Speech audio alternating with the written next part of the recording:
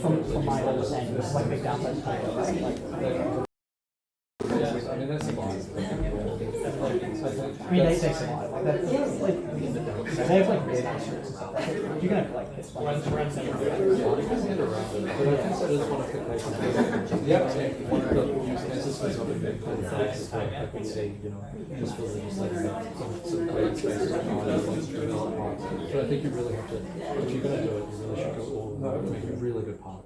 Kia ora everybody. 7:30, so we're about to make a start. So before that happens, I'm going to ask you all to turn your phones off or take the volume down, please. So welcome everyone. Welcome to our Papakaina, the home of the New Zealand Association of Rationalists and Humanists. It's lovely to have you all here tonight. My name is Hema Patterson and I will be moderating the debate this evening. And just a word, I'm not going to take any heckling from the people in the back seats. All that crowd there, we won't tolerate it. So mute. AI is an existential threat to humanity. Each member of the teams will have 6 minutes to speak. They will hear a jingle bell, something, Margaret, at 5 minutes 30, and that's assigned to wrap up in the next 30 seconds. After all the members have spoken, the captains will have 3 minutes each to present a summary of their team's position.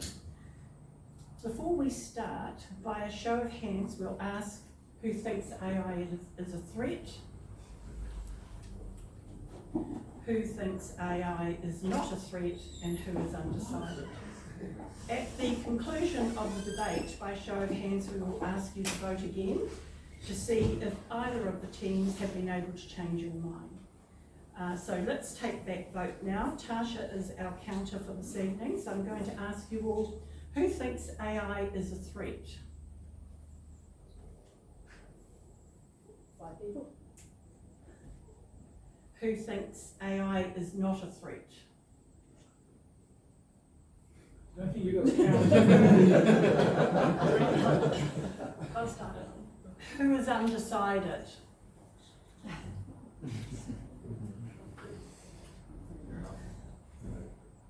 11 people.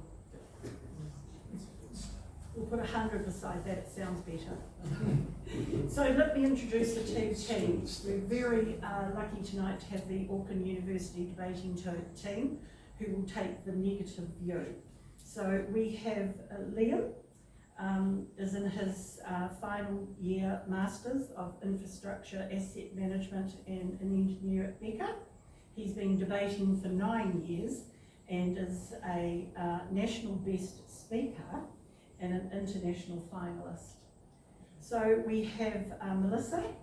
Thanks. Melissa is in her 5th year Law and Global Studies student. She's been debating for 8 years and is a national champion. And Oscar's at the end. Oscar is a recent law and arts graduate. Oscar has been debating for 9 years and has attended national and international major tournaments. I'm looking forward to this, you guys.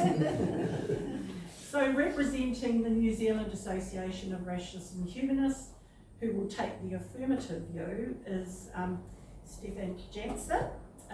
Steph is a professional venture capital investor that has helped funds around the world invest in AI startups.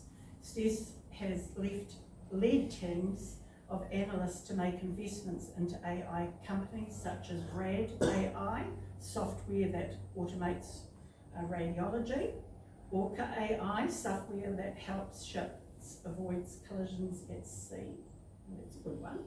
And Halo, a specialised AI chip maker now valued at over $1 billion. He wants you to know that his American accent is fake, that he grew up in Hamilton, where he studied economics and biotechnology at the University of Waikato. He also completed a program for artificial intelligence coding at Caltech. Steph would like you all to know that his opinions tonight are his own and do not represent any of the institutions he's affiliated with. Yusong Lee. was a software engineer in Japan. She's a secondary school teacher teaching computing at One Tree Hill College. Yun Song has been studying and teaching languages, AI and information technology since 1999, and she's also a member of our association. At the far end is Peter Harrison. Peter is a professional software developer with an extensive interest in artificial intelligence and its impact. He was the inaugural president of the New Zealand Open Source Society in 2002 and worked successfully to repeal software patentability in New Zealand law. In 2005, he published an article titled "The Rise of the Immortals," describing the arrival of AI in the future. Peter was also involved in setting up SEND, Secular Education Network, to lobby against religious instruction in New Zealand primary schools. Peter has sat on our council for many years, served as president, and he continues to participate in various ways, including effective altruism, to think about how humanity will adapt to machine intelligence. Before I call the first speaker up, I'm just going to say this to the teams. Whakarongo mai, titiro mai, which means look at me, listen to me. Because we're not going to take any spitting, yelling, biting people's ears. Won't be tolerated. So for the, I'm going to call the first speaker up for the affirmative, and that is Steph. Thank you.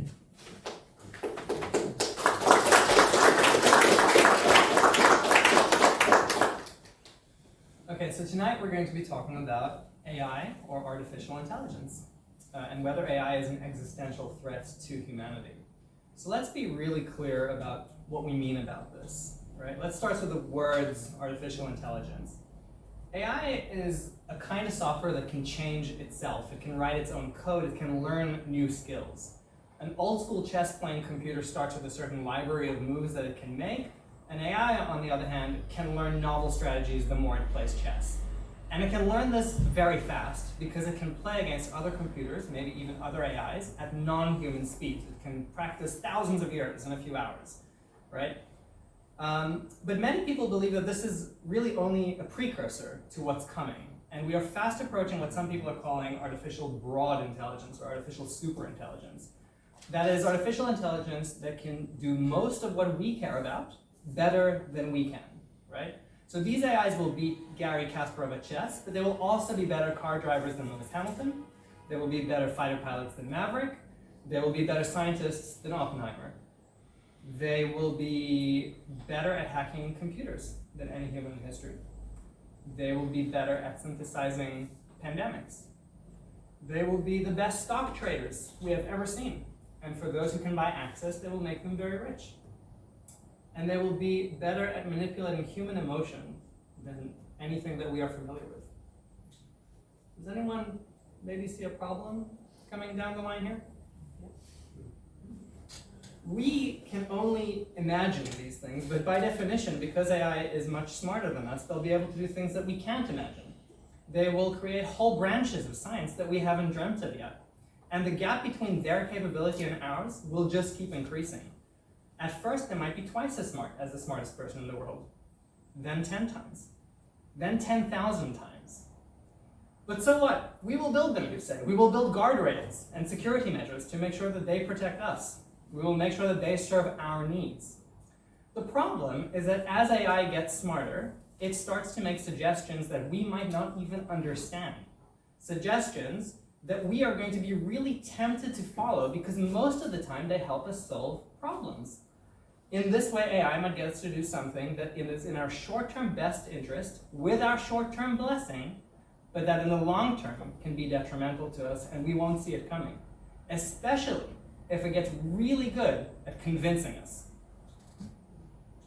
At some point, AIs start building other AIs. We're already doing this. Researchers had to shut off such an experiment. Initially, the parent AI annotated what it was doing in English to design the child AI. But at some point, the two AIs decided that English was not the most effective way for them to communicate. I mean, we all are experienced with this. We sometimes don't understand each other. So they made up their own language to transmit information more rapidly. The researchers lost track of what was happening, so they pulled the plug. Unplug the AI. Isn't it that simple? That's our trump card. If we ever lose control, we'll just unplug them. Well, what if the AI is in your electric car while you're driving it? What if the AI is on a robot carrying its own power pack? What if it's on a satellite in space being powered by solar panels? What if it's on the internet? Can we unplug the internet even if we wanted to? Right? The internet does a lot of harm. Can we stop child pornography on the internet? We can't. We've lost control of this technology already. So plenty of smart people are warning us about this, right? According to industry leaders, quote, AI poses risk of extinction. Leaders from OpenAI, Google, DeepMind, and 350 other executives have warned us that future systems could be easily as deadly as nuclear weapons. Migrating the risk of extinctions, they go on to say, should be a global priority alongside other social scales such as nuclear war. In March, another 1,000 technologists signed this, including 2 Turing Award winners. So plenty of smart people share our concern. What exactly are they so concerned about? We'll run through a bunch of scenarios tonight, but let's start with one. A rogue state, let's say North Korea, detonates a nuclear bomb on a ship off the coast of Los Angeles. This is catastrophic enough in its own right, but in the age of AI, this could be combined to be made a lot more sinister. To exacerbate the damage, they then post a deep fake of Russian President Vladimir Putin saying that he has launched a first strike against the US. They also flood the internet with fake videos of giant fireballs going all over the US. They then computers publish thousands of articles on pop-up fake news sites and blogs corroborating that the attack has happened. Does the US launch a retaliatory strike in this scenario, or do cool heads prevail? How severe is the threat from AI? Some authors like Toby Ord, who write about existential risk, put it at roughly 10%. We can debate if that's right, but that's not core to our argument tonight. Our argument, in essence, is just this. The risk is not zero. So if we can convince you that AI poses a 10% threat to humanity, we've done our job. If we can convince you that AI has a 1% existential risk to humanity, we've done our job. Our opponents will argue that AIs do great things. We, well, agree. As you heard in the intro, I help invest in AI funds. Peter helps program them. We're not ignorant of the technology or its benefits. We want to see AI move forward, but crucially, we want to see it move forward responsibly, with proper precautions. Thank you.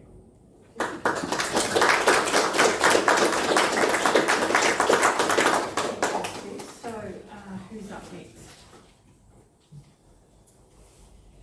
Our next speaker is, or our first speaker from the university is Liam. He's just finishing writing up his audio.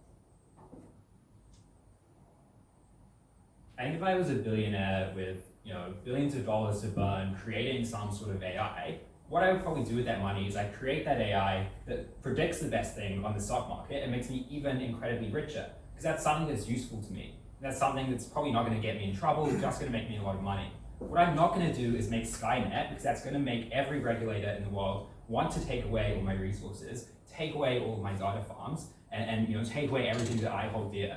So I think if we look at the actual likely path of development, it is much more likely to be along useful paths and not along the Skynet software AI scenario that App wants to paint you. 2 questions then in this debate. Firstly, I'll go deeper into that development path and why we think the particular way that AI is likely to be developed is going to be useful for humanity. And then secondly, we'll talk about actively inhibiting, using the AI to actively inhibit other existential threats. Okay, rebuttals mostly going to be integrated. In terms of the development path, I think the first really important piece of context is that creating and training AI is really, really hard. You require vast amounts of data to train, or you have to have some pre-existing AI to generate synthetic training data. You have to have, a team of all the smartest people from MIT who cost millions of dollars in salary because they have lots and lots of other better options. And there's also just not that many people who are at the cutting edge and who have the necessary knowledge to be able to build a functional AI.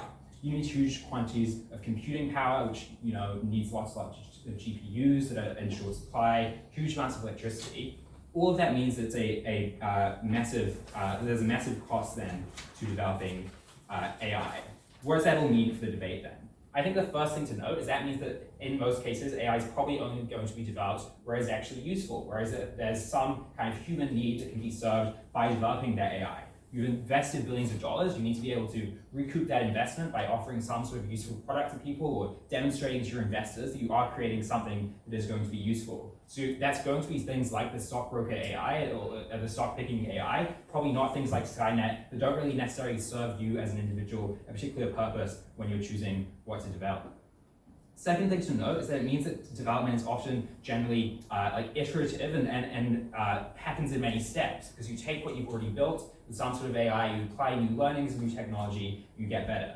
That means firstly that humans are able to adapt because we see the AI being developed. So we have those examples from the past 10 years of AI slowly getting better and better at chess, and we can see, we can start to delve deeper into how the AI works, delve deeper into how they develop and how they how that kind of internal thinking process works, and do all of those things because that process is slow. It also means there are lots of off-ramps. So if you get hints that your stock ping AI is trying to beam itself up to a satellite, you're able to stop that because you only build in the satellite uplink capability at one step, and you carefully monitor it. You don't go with massive leaps of going from nothing straight to Skynet. It happens very, very slowly. It gives you a chance to adapt and to develop towards that AI.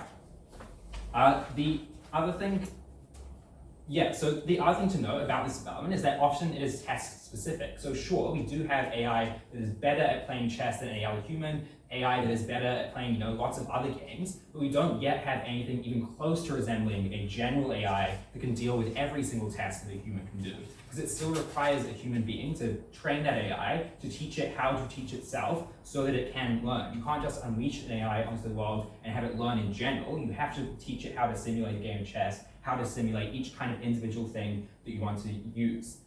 The other important consideration that comes from this is that if we are going to get to a path of a generalizable AI, it's probably going to be by linking up all those different systems. So that's why we have, for example, ChatGPT is linked up with an image generation AI. Rather than just having one thing that does everything, you have some form of communication between them. We can see those links. We choose what we want to include in our AI. We choose if we're going to add the chess AI into the emotional manipulation AI. We make all those choices ourselves. We can undo those choices as a result of being in charge of all those links between all those different tasks. The third important consideration under that point is that if you want to recoup your investment, you've got to be able to show it off to the public. OpenAI wanted to develop in secret. They couldn't do so because it cost so much money. They had to be able to monetize it. That means that all those people who've had decades of watching sci-fi, decades of warning about Skynet, who are really, really scared and suspicious, are looking out and are seeing this AI happen. So they give you lots of examples of tech leaders speaking out against AI, of people going to conferences and meetings and pushing for greater regulation. All those steps work in our favor because that means that we're actively taking steps to prevent any possible path for AI becoming an existential threat. We're already aware of all those issues and we're already working to stop them, working to put limits on how big data centers can get so that we can track which companies are developing AI. All those other things mean that humans are aware. We have a massive cultural suspicion against computers that works in our favor in this context. Okay, second point in the debate and why we think this actively inhibits humans addressing other existential threats. Really important piece of context here is that we know there are tons of existing existential threats that humanity is just kind of staring down the barrel of. There's climate change, where we have decades of work and decades of modeling to know the rate at which it's happening will cause this, yet we still don't have many feasible solutions. It looks like we're not going to hit the targets that we need to. We have pandemics. Generally, we're doing a very, very poor job of handling all those things. There's massive potential for AI to help us address those and to actively stop other existential threats. Now scientists have more time on their hands because they're not, filling in grant applications. They can just throw it into ChatGPT instead. So they can focus on what they're good at, focus on coming up with new innovations to help address climate change, new, innovations to get better vaccines. All those kind of things mean you have more time in your hands as a result of AI. You focus on your core job of helping humanity and helping us address those existing existential threats.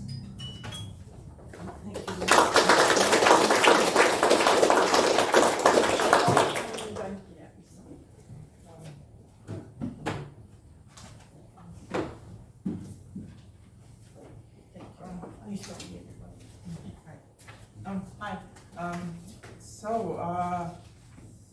I do agree with what Liam said about that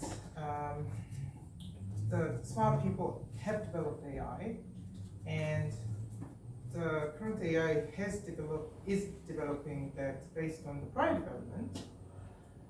But what we think is the Skynet wiping out humans and get rid of civilization. What we are worried about is, what we think is a threat to humanity is the civilization that not with human control or human agency, that say that a very smart system, for example, let's say in this room there's a human that with IQ 1,000, and his decision always brings a good outcome. And as a group of maybe 25, 30 people, we learn it over time. And every time he makes decisions, we follow him, and it's beneficial for all of us. So if it's repeated, we ended up giving authority or control to him little by little. And what if this person, say at some point that we are going to make him a king or whatever, to make decisions for all of us, and all of a sudden switch, that he would not, what if he doesn't make decisions that beneficial for all of us? What if this AI says yes, it makes best stock traders, even better hackers, better chess players, but what if it's not beneficial for humanity? That not necessarily for us, could be a certain business or could be a certain government. I think we need to think about it. Hence, I think that AI is a threat to humanity. And what I'm thinking is that, as Liam said, in the beginning, programs, AI, they're all beneficial for us in the beginning. But we really want to emphasize that losing control, that we might ended up machines developing civilization not necessarily with the human agency or brings the outcomes that are necessarily beneficial for humans. Hence, I think at the moment, nowadays governments are trying to make regulations and policies about AI, but I've seen the development of computing that we just let it develop for a long time as they like, even let them have their own child, like AI developing a child AI. We turned it off, obviously, but what if they keep self-learning, and at the end it could not be beneficial for all of us?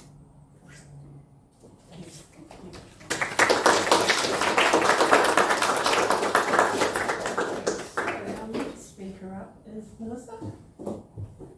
Thanks, Melissa.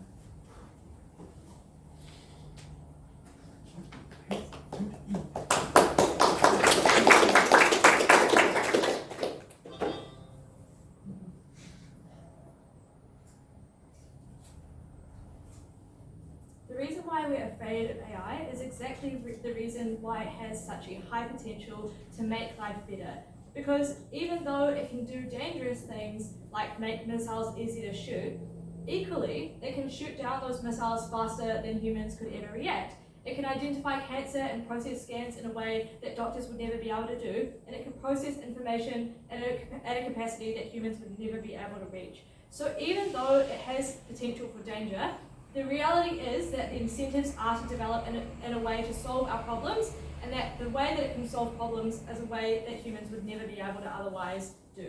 Two things in this speech. Firstly, why artificial intelligence is not so unsafe that it is an existential threat, and then secondly, why it has a large potential to do good for humanity. Firstly then, on why artificial intelligence is not so unsafe. Note that an existential threat is not something that is just a small amount of risk, right? An existential threat is something that is a huge threat to the meaning of humanity. So the burden on them in this debate is to prove that there is such a risk that humanity will collapse or will lose its meaning or lose the same kind of purpose of life that we would otherwise have if AI exists. And they've not met this burden. Maybe they have proved that there is a threat to the way humans currently live their life, but they have not proved that there is one that cannot be overcome with the reasons why it will develop in positive ways that Liam provided to you at first. 4 reasons why AI is not so unsafe as to amount to an existential threat. Firstly, because humans retain the control over the way AI develops. 3 sub-reasons why this happens. Firstly, we have to tell AI the problems that it solves. So the fact that AI is able to develop good strategies in chess is because we have told it to do so in the first place. So AI being able to come up with new ways or new information processing methods is contingent on us providing it with the prompt to do that in the first place. And even if it gets to the point where it can develop on its own, it's likely that it will happen so slowly that humans can retain control over that process. Secondly, we can retain control over the data that we input into that system. So the fact that AI is processing data is because we have given it that data to process. So that means that we control the way it develops. But finally, we also control the speed at which it develops. Because if we think it is developing at an incredibly fast speed that we cannot keep up with, we can pause the development and review the data before proceeding with that method of development. But secondly, even if AI is developing in a way that is dangerous, we still have the power to stop that development where it is. If we think that it has gone too far or it is too dangerous, we have the power to stop that form of development. Thirdly, we are aware of the immediate danger. The fact that we have all of the sci-fi movies about AI going out of control proves that humans do have this as a front of mind concern, so it's likely that we're going to keep that in mind when developing that. And that doesn't always have to mean regulation. It can simply mean scientists obeying rules of ethics or keeping that front of mind when developing or choosing the methods of development to pursue. But fourthly and finally, even if there are evil actors that have bad intentions, like the authoritarian governments that may have access to this development, 2 reasons why that is likely to happen anyway. Firstly, because even if AI wasn't the thing that they were racing after, it would likely be a more dangerous form of violent technological development. So we think that it is good that they're pursuing non-violent forms of advancement or non-violent forms of competition. But even if we think that both actors in this debate are likely to have the same access to AI development, so even if Russia and the US are developing AI at the same time, they can just flood the internet with countervailing forms of propaganda, and on net, people will probably just consume the same amount of each form. But not that means that AI is not so dangerous, but they also must prove that this comes at the expense of humanity. And we don't think that it does come at the expense of humanity. Firstly, because humans are more numerous on balance. We engage in the real world with each other at the same time, so that means that human culture does not cease to exist or does not cease to continue evolving alongside this AI development. But secondly, humans therefore remain creative in a way that AI has not and is unlikely to be creative. So that means that humanity is still existing. It is not going to be destroyed or harmed in a way that is existential and means that they do not win the debate there. But finally then, looking at the ways that AI can explore or breach new grounds of development that is incredibly good for humanity, which means that we conclusively win this debate. Not all of the examples of the amazing things that Steve has done in his career proves that this is really valuable for humanity. Because firstly, AI can go beyond the realm of human capability, which means that we can destroy threats that we cannot by ourselves. Things like climate change cannot be solved within the bounds of human capability. Things like pandemics cannot be analyzed within the realm of human capability. But AI can do it so much faster that we are able to solve these issues. It means we can develop technology faster, which allows us to combat these human problems, which cause incredible amounts of harm to people.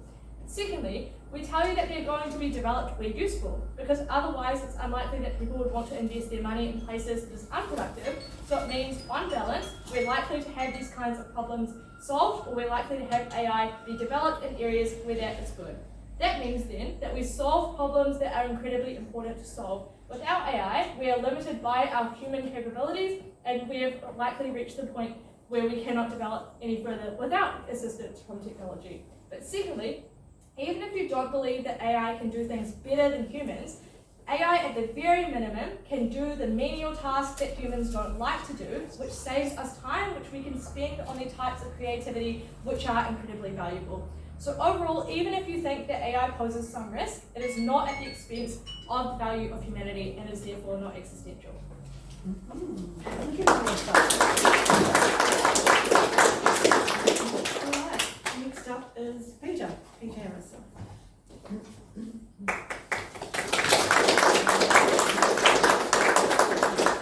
Firstly, let me thank my colleagues in the opposition. They've done an excellent job. Unfortunately, I think they were wrong. The primary reason is the misunderstanding about the rate of change that we're currently experiencing. Now, when I was a boy, we had a television program called Connections, which was all about the exponential rise of technology. And this is I was a boy a long time ago, and even then they could see this exponential rise. Now, if you think about the kinds of development we've seen over the last 10 years, so we had the neural nets that we're talking about, the true AI development that has happened since 2012. It started off with being able to recognize objects, which was completely impossible beforehand, right? So the rate of being able to do that kind of analysis was pathetic, basically. And overnight, it basically creamed the entire crop of all of those researchers. And that was just the start, because that was a general algorithm. We're talking about general intelligence. And what you see with LLMs these days, the ability to have a conversation with them, is very real. It's a very general type of intelligence. So we have reached what you might call artificial general intelligence. It isn't the same as human beings yet. But just remember, the time period that we've had this happen is less than 10 years. Right? It's only getting faster. Right? It's not going to slow down. It's only getting faster. And the machines today, you're never going to see an intelligent machine less intelligent than you do today. They always get better. They don't age. They're immortal. So what we're seeing here is a machine system which is exponentially increasing in capability. A system which runs millions of times faster than the human brain. Okay, so our switching potential that goes on inside our heads, the base neurons, they can switch about 200 times a second maximum. And how fast can a computer go? About 4 gigahertz at the moment, and that's a single processor, right? And now we're getting, NVIDIA systems doing massive parallelization, and that's how they're able to do the kinds of tasks they're doing at the moment.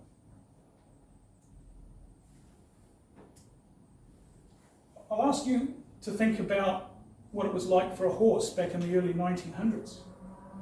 If you're a horse, you might think, well, today, it's a pretty cushy life. Before we, were in wars, we had to go racing across continents. It was really terrible. The life of a horse was really hard.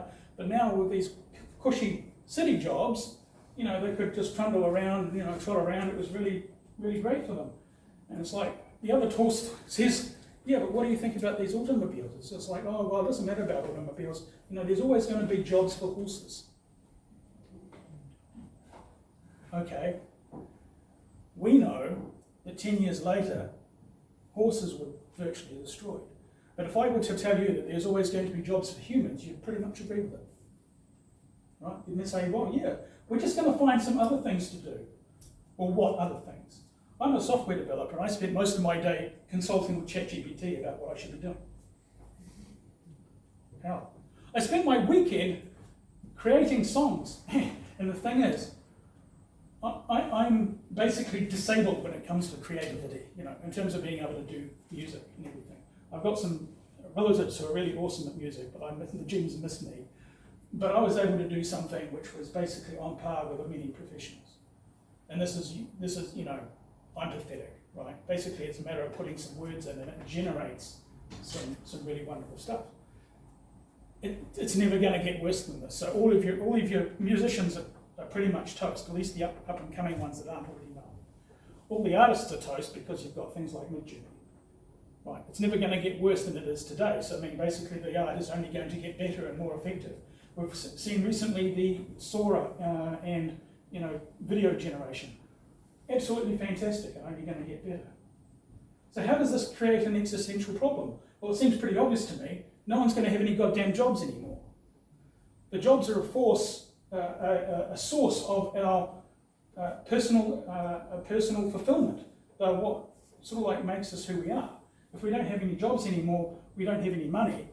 This is a major problem because it's all very well having everything cheap and supplied next to free, but if we don't actually have any money, what are you going to do? Right? The basic fabric of society is a threat, serious threat, because we don't actually have a model which is going to work. And before you say UBI, it's unstable. If you don't have any taxpayers, the whole thing collapses. And it doesn't matter how many companies you have. Have I run out of time yet? No. Okay, so yes, we acknowledge that there will be benefits. All of the things I've just talked about are wonderful. I use them. They look absolutely wonderful. But if you talk about what things are going to look like in 100 years, we're pretty much going to look like the horses in the sense that, yeah, even if we exist, humans may still exist, but we're not going to have the control. So our previous speaker was talking about the control. We lose control because we don't have any control over our communication systems or our financial systems or have any kind of political power. So basically, even if we exist, we basically have become pets for an intelligence system which is so far beyond us, it's a bit like chickens in comparison. Thank you. Sorry, was that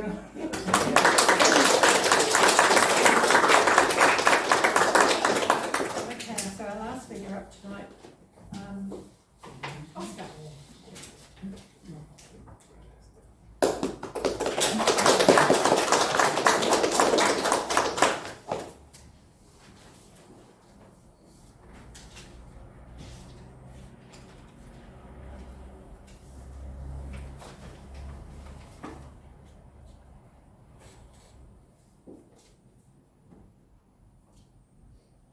So on horses, humans, and kind of stargazing about the future, what I will say is currently there are Saudi princes that have silly amounts of money, right? Like silly amounts of money such that they can just buy whatever they want, they can do whatever they want, and they still have a purpose. They can still find fun ways to like influence random governments somewhere and, I don't know, cause all sorts of havoc all across the world, etc. The point is, basically, if we end up with a world that puts every single human out of a job, I absolutely cannot wait for that. I cannot wait to finally just be able to be paid to sit around and think. Because at the point in time that humans are able to be replaced, that we live in a post-scarcity world, what's going to happen is we're just simply going to have to do something like UBI. That's simply the only way that we will progress, and that is what will happen. And I'm going to tell you why. So two main clashes in this debate. Firstly, how much control are we likely to have over AI and its development? And secondly, do bad actors constitute an existential risk themselves? So, first on how much control we are to have over AI. So, just a little bit of a sense check here, just like bring things back to basics as to what exactly AI intelligence looks like right now and how far we are off anything resembling general intelligence. So, we heard some examples of, like, for example, being able to talk to something like ChatGPT. When you are talking to ChatGPT, it isn't able to talk back to you because it is intelligent. It is able to talk back to you because it has very, very, very good predictive ability to know what should be the next word to go when it's responding to you in order to get a good outcome as it was trained by humans, right? So it's not talking to you like I can talk to somebody. It's not drawing upon a vast wealth of information beyond anything more than it's trained to be able to do, right? Like we also heard this example of, it runs faster than the human brain. I'm really bad at like maths in general, like being able to do quick multiplication in my head. But that doesn't mean I'm going to lock up my calculator because I'm worried because it can actually do 100 times 572, like faster than I could ever think, well, where do I start with 100 and blah, blah, blah. Because just because something is far more efficient than us doesn't mean that it is scary. And that is what I'm going to try and stress to you today, because that is what is really important to keep in mind when we think about existential risk. So, the overall point here is that theoretical potential is different from likely outcome, right? So this isn't like a human becoming smarter, because unlike a human becoming smarter, like say that we had some human that was becoming superhuman and it suddenly was having all sorts of more capabilities we didn't know about it, blah, blah, blah. That is different because the process of development is not able to be controlled. With AI, on a very fundamental level, this is something that we can influence. This is something that we can control. Not just control, but determine. So there have been all sorts of times throughout human history where there have been the introductions of technology that have really scared us because we have not had the reference points of like systems of governance or ways of thinking about it, or even just enough general knowledge to know what we should do, right? Look at nuclear weapons. You know that famous quote of like, I have become death, destroyer of worlds? It's like, well, not really, at least not yet, right? And the reason for that is because we have things like nuclear weapons treaties. Sure, we did not have nuclear weapons treaties when nuclear weapons were originally invented. But the fact is, humans adapt. Humans are adaptable, and we are likely to see all sorts of legislation, all sorts of governance structures, all sorts of frameworks that are going to prevent the very thing that they fear. And I hope that that is some comfort for them. Because even if we look at something like the European Union, it's starting to do all sorts of legislation around AI, where even though it's early days, a big difference between any sort of other potentially destructive technology and AI is that, unlike Oppenheimer, for example, people that are creating AI are very concerned about the potential of it to cause harm. And because of the fact that AI can only be advanced in these like specific laboratories that have vast amounts of capital and resources and are also concentrated in the West, what this means is we are very unlikely to get the outcomes that they were talking about, right? So another big part of this is kind of purpose-built AI. So this is something else that's important to keep in mind, right? Is that all of this discussion that we've heard from the opposing team, a lot of it has been contingent upon us thinking of AI as something where we're like, okay, I guess we should make a robot and try and make it really smart and see what happens, right? But realistically, that's not really how development works. So if we look at like purpose-built AI, right? Like if I'm building a toaster, it's going to be unlikely that that toaster, even if it suddenly had a consciousness and wanted to destroy the world, is going to be able to do so by using its AI powers to determine exactly how burnt I want my toast in order to get that goal, right? And obviously, we are making more than toasters. We're making things like predictive systems that are able to interpret information in a way that we could never understand otherwise, etc. But here is what I want to stress. If we think of AI as an existential risk, they say, well, if it has that potential at all at any point, then we should think of it as an existential risk. Here's why we shouldn't. Is because there are plenty of genuinely existential risks that face humanity that AI might be our only way of having a real shot at solving. If we have an AI model that can accurately predict when freak weather events are going to happen that will cause millions of people to die in the future as temperatures continue to rise, then that's not just AI not being an existential threat. That's, oh, thank you AI, saving us from all these existential threats. You know, like I'll be first in line to thank such a robot overlord if they exist, because actually it's not going to be as bad as they say, right? Okay, so very quickly as to like bad actors and do they constitute an existential risk in of themselves. So very quickly, basically, we see that not only is AI really good at doing certain things, it's also really good at protecting against certain things. For every AI that will be able to make a virus, if there's going to be another AI that's going to be able to predict how like viruses are made and is going to be able to stop that, right? So that's largely symmetrical. But also, like, what we finally want to tell you at the end of the day is that just like the simple fact that we have been able to adapt to so many crazy technologies so far that have changed our way of life, even in the past few decades, and now we can actually shape the development of AI because it's so controllable and because it's concentrated in these specific places that have like specific goals of protecting humanity, we think we can only see good outcomes. For these reasons, proud to negate.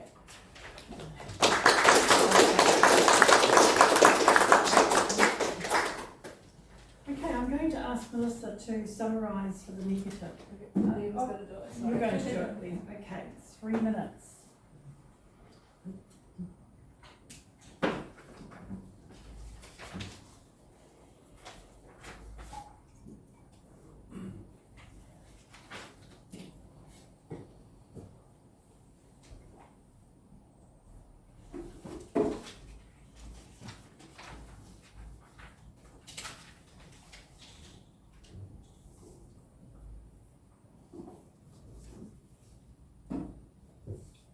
going to do two things in this reply. First, I'll tell you, remind you what we told you about the development of AI and why it's probably not going to like present a threat in and of itself and you know, try and cooperate with humans or try and hack into things, that kind of thing. Then we'll talk about the economic effects and why actually a lot of that content plays into our side and tells you that we do a better job of addressing the existing existential threats. Okay, on AI development then. I have to tell you a few things about development. They tell you that it's happening incredibly quickly and that you know, it's moving really fast and it is happening in a way that it's consistently better than humans. So as a result, we're likely to surrender control to it and you know, won't be able to keep up and compete with it if it goes off the rails. I think the first problem is that even though it is developing exponentially, it's still only task specific, and it's still the only way that we like broadly know how to train AI. So it is just a quantum leap to go from what we have to an AI that has like some form of self-interest or is able to conceptualize of itself as wanting to hack into humans or beam itself up to a satellite or you know, do any of those things. So sure, we are getting better at like generating images a lot like really quickly, or predicting like words in a sequence really quickly. Those aren't the necessary precursors to getting like a self-conscious AI or you know, an AI that is generally capable of taking over the world or anything like that. But even if you do believe that AI is likely to follow that development path, if you think that the incentives acting out on the people who you know who are investing all this money into this AI mean that they are likely to take over the world, whatever, that gives you no real reasons to believe that humans are likely to surrender control. Because as we tell you down the line, humans are really scared. And as they tell you, humans are really scared. Particularly influential humans who are creating these AI, who have you know, world leaders in their ear. Those people are really scared and trying to get everyone else on board and trying to regulate AI. So AI already isn't put in control in any of the cases where it outperforms humans. You know, doctors make lots of mistakes when they're tired after like a 16-hour shift on a ward where they're the only doctor. An AI can pass a medical exam, can probably like take in a list of symptoms and do a better job, yet people don't trust it. They trust the like grumpy old doctor who doesn't want to be there, who makes mistakes, who misses things, and you know, costs you health as a result. Those are cases where AI already outperforms. We just don't trust them enough to give up a necessary level of control. Now let's talk about economic effects. Because I think if you accept Peter's speech, in which you replace every human job and we're all left jobless, I still think you ought to side with us. Because as we told you right down the line, we have many existential threats currently. The poorest people in the world already do not have jobs. They're also the people who are going to bear the brunt of climate change. So I think it's much better for them to be unemployed and not dead from climate change than it is to be still unemployed up until the point where they die from from famine or any of the other threats that climate change poses to us. It's far better for those people to at least have a chance to survive the pandemic, that the AI spots, all those other things. But finally, humans get pleasure from like consuming things, not from producing them. So if I can just sit around and have AI produce everything for me and just sit around and think all day, I think that's a really good ending, a really good thing for humanity. I'd be very happy to live that lifestyle, happy to quit my job and just live in a post-scarcity world if that is what AI is going to lead to.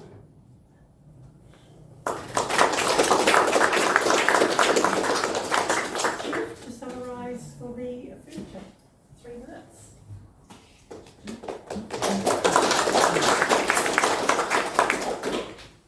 Okay, so tonight you've heard how we could accidentally give AI power.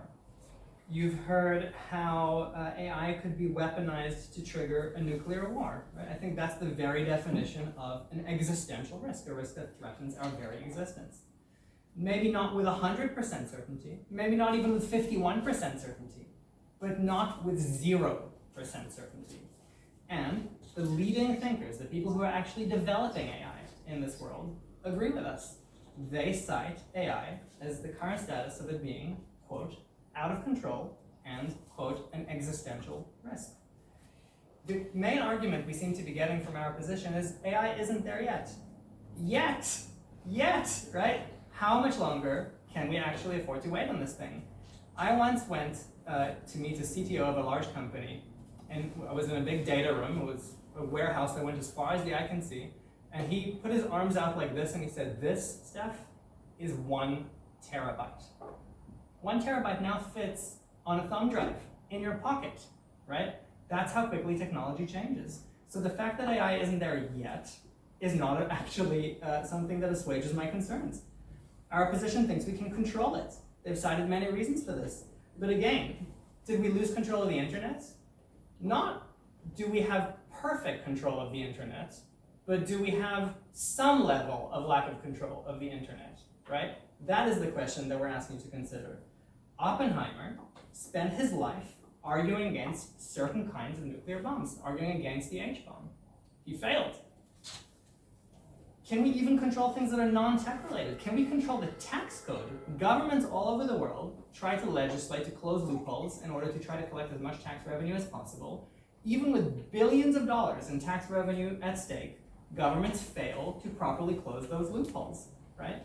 So I'm essentially asking you to do something over here. I'm asking you to be humble.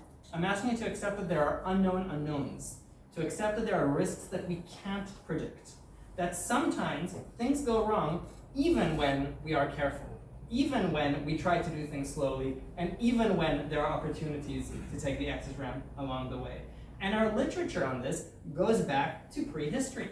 This is King Midas wishing for the ability to turn everything he touches into gold, only to realize that food turns into gold in his mouth. This is the sorcerer's apprentice giving the command, go fetch water, only for it to go horribly wrong. AI poses a risk because we are imperfect. If you agree that there is a risk, however small, side with the affirmative team.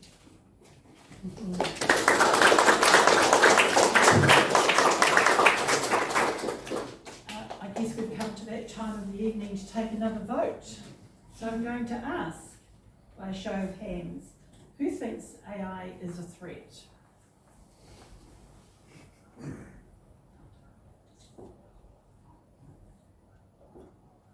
People. Who thinks AI is not a threat? 6 people. Who is still undecided?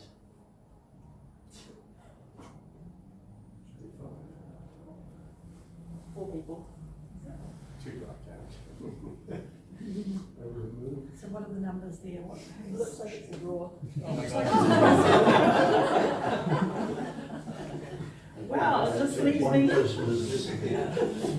just leaves me to thank both teams for an excellent debate this evening, and I think we can all agree AI is here to stay and will play a big part in our lives, whether we like it or not. So, teams, you both won, a draw. Thanks everybody, this concludes the evening. Yeah.